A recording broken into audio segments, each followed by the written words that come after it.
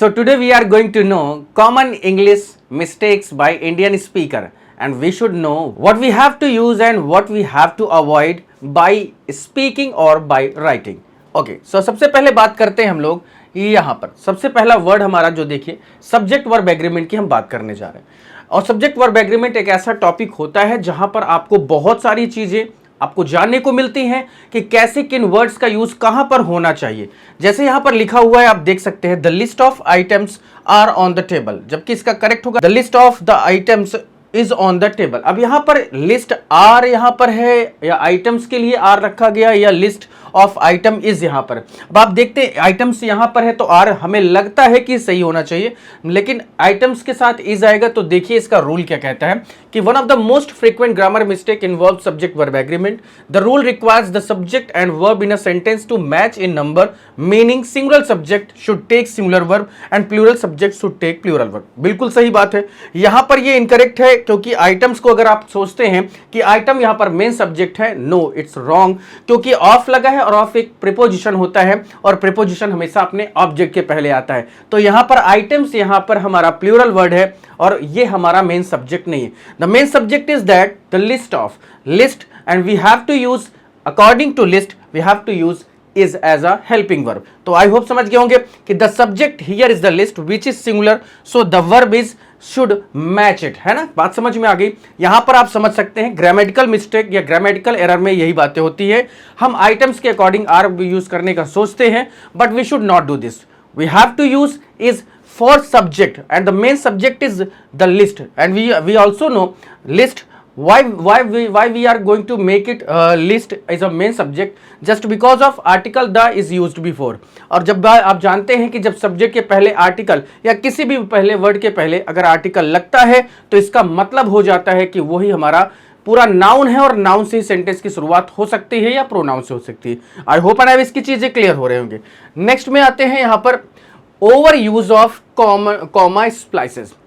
बात करते हैं कॉमा की बात, है ना। ओवर यूज भी लोग बहुत करते हैं। देखिए a comma splice happens when two independent clauses are joined with just a comma instead of conjunction और प्रॉपर पंक्चुएशन। व्हाट इनकरेक्ट देखते हैं कि I went to the shop comma I bought milk. Okay, correct है I went to the shop and I bought milk, और I went to the shop I bought milk. Comma and semicolon will be used. ठीक है, to fix a comma splice you can add a conjunction comma use a semicolon, मैंने बताया जिसके बारे में, और break it into two sentences. I hope की चीजें क्लियर है। नेक्स्ट आता है मिक्सिंग अप हु एंड हुम।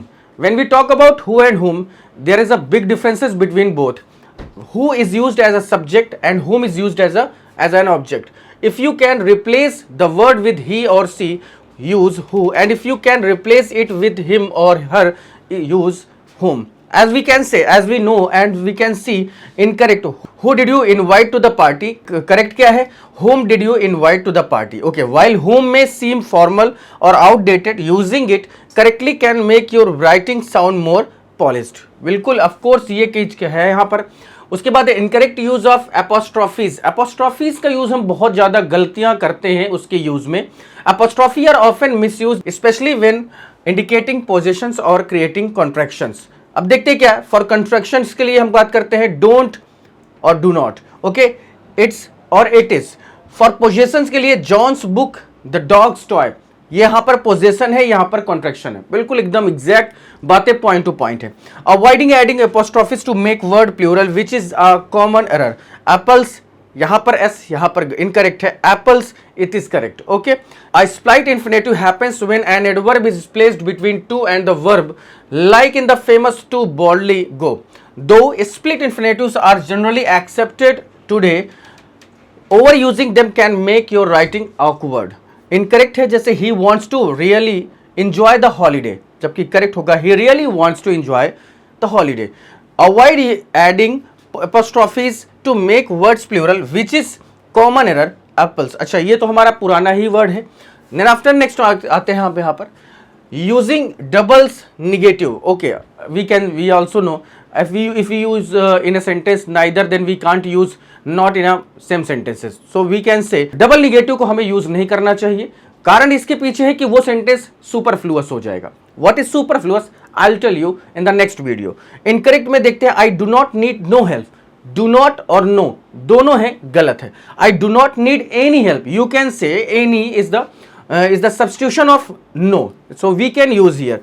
Double negative often create unintended ambiguity. So aim for a single negative for clarity. Incorrect pronoun uses. Using pronoun correctly is essential for clear communication. One common mistake is using an incorrect pronoun when referring to a collective noun or a singular subject. Incorrect is what? Everyone brought their book. So we can say everyone when in the sentence, when in the starting of the sentence there are some words like everyone, someone, no one, everybody, somebody, nobody. It is always used in singular, and it's a possessive adjective word is his, not their. We can see here. ठीक है, जहां पर लिखा है ना कि everyone brought their books, everyone brought his or her book, specially क्योंकि everyone singular होते हैं, प्लूरल नहीं. In formal writing, singular subject like everyone or anyone should be paired with singular pronouns, though conversational English increasingly favors they as a singular pronoun. Of course it should. तो I hope and I wish कि आपको चीजें बहुत clear हो गई होंगी. ये बहुत सारी जो कॉमन मिस्टेक्स होती हैं जो इंडियन स्पीकर वाइल राइटिंग और वाइल स्पीकिंग करते हैं, आई होप एंड विश कि आप ये चीजें नहीं करेंगे और अपनी इंग्लिश को एक प्रो इंग्लिश की तरह से यूज करेंगे और एक प्रो स्पीकर बनेंगे. फिर आज के लिए इतना ही. Thank you so much.